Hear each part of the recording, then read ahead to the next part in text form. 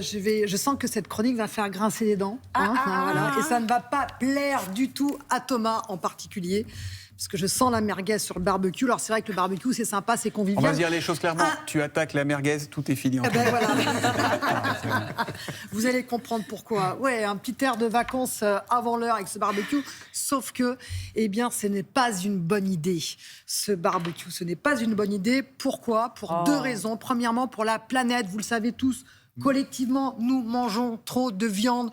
On estime que 18% des gaz à effet de serre sont imputables à l'élevage intensif. Et alors, certains me diront, oui, mais les rabat-joie, on a bien le droit de se faire un petit plaisir, n'est-ce pas ? Oui. Ce à quoi je réponds, mes amis, cet égoïsme risque de coûter très cher à nos enfants. Mais voilà, je ferme la parenthèse. Deuxième raison pour laquelle il faudra limiter notre consommation de barbecue, mais c'est tout simplement pour notre santé. On le sait tous, une consommation excessive de viande, c'est dangereux pour notre santé. Il n'y a pas de débat sur le sujet. Trop de viande, c'est plus de maladies cardiovasculaires, plus de cancer colorectal. On est d'accord, on n'est pas obligé de manger un bœuf à chaque fois. Mais manger 6 merguez au déjeuner, c'est pas bien méchant quand même. Non, mais tout va bien, 6 merguez au déjeuner. Je vais vous rappeler les recommandations. On est à 150 grammes de charcuterie maximum par semaine et 500 grammes de viande rouge maximum par semaine.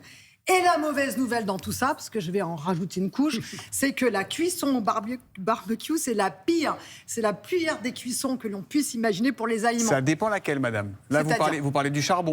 Mais la cuisson au barbecue électrique... Oui, mais quand vous êtes vraiment puriste, on parle barbecue, c'est du charbon, parce que c'est ce goût un peu grillé. C'est la braise. Voilà, c'est ça. Et électrique, c'est différent, mais électrique, c'est mauvais aussi quand vous portez les températures un peu trop hautes et que la viande est grillée. Bref, là, on reste sur le charbon, parce que c'est ça que l'on consomme en général, pas le charbon, mais le barbecue au charbon.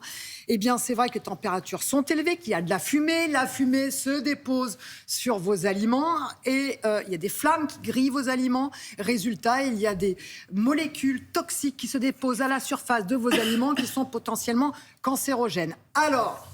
J'ai quand même des bonnes nouvelles. Merci de gâcher notre été déjà. Alors, j'ai des solutions. 8h20, les téléspectateurs sortez barbecue, 8h42, ils les rangent. C'est fini. Non. Solution, ne pas en faire trop souvent, bon ça on l'aura compris. Prévoir avant le barbecue 50% de viande, 50% de végétaux. Autant de viande que de végétaux. Préparez la viande en marinade. Si vous marinez la viande avant de la mettre sur votre grille, eh bien, elle va moins se transformer. Il y aura moins de transformation toxique. C'est quoi de la marinade ? C'est des épices, c'est de l'ail, c'est des végétaux. Cela protège votre grillade. Ensuite, prévoir dans votre menu des fruits et des légumes. Pourquoi ? Parce qu'au niveau du foie, vous allez limiter la transformation de ces molécules en potentiellement toxiques. Ça vous protège de manger des fruits et légumes. Sinon, il y a un truc qui est vachement bien. Vous faites vos merguez au barbecue. Vous ne les percez pas pour garder le gras, parce que le gras, c'est la vie. Et après, vous prenez les petits sachets de frites au micro-ondes qu'on faisait chez Picard. C'est hyper bon. 1 minute 30 au micro-ondes. Tac, tac, moutarde et je t'embrouille. Ceci étant dit, je retiens un petit peu son conseil, parce qu'il ne faut pas percer les merguez avant de les mettre sur le barbecue. Pourquoi ? Pas parce que le gras, c'est bon pour la vie. Non, mais n'importe quoi. Mais elles sont toutes sèches.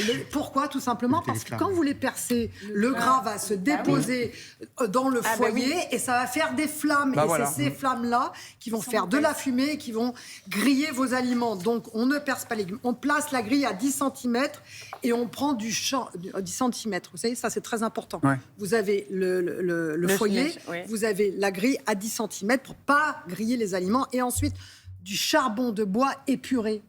Mais quand vous faites votre barbecue, tout le monde prend du charbon de bois. Non, il faut vérifier la qualité de votre charbon de bois. Parce que ça le fait rire. J'ai eu un doute. C'est tellement compliqué, j'ai eu un doute que j'arrête tout. Charbon de bois et purée. J'ai dit, pourquoi nous parle de purée? J'ai un problème cognitif. Ça, c'est le problème des matinales. Hein. Quand on fait des émissions en matinale, tout le monde ne comprend pas. Mais je vais donc dire épuré en un seul mot. Ce qui veut dire qu'en fait, il faut choisir un charbon de bois à 80% de carbone. Ça limite le dégagement de molécules potentiellement toxiques. J'ai fini ou pas? Ça vous donne envie de faire un barbecue ce week-end? Merguez. Oui. Hop, merguez, mais attendez, j'ai une question. Les morilles, c'est bon pour la santé? Excellent. Ah bah tant mieux. Il faut juste qu'on interroge. Nous avons notre ayatollah qui a vérifié l'information sur Rion. Voilà. Bon, bah, voilà.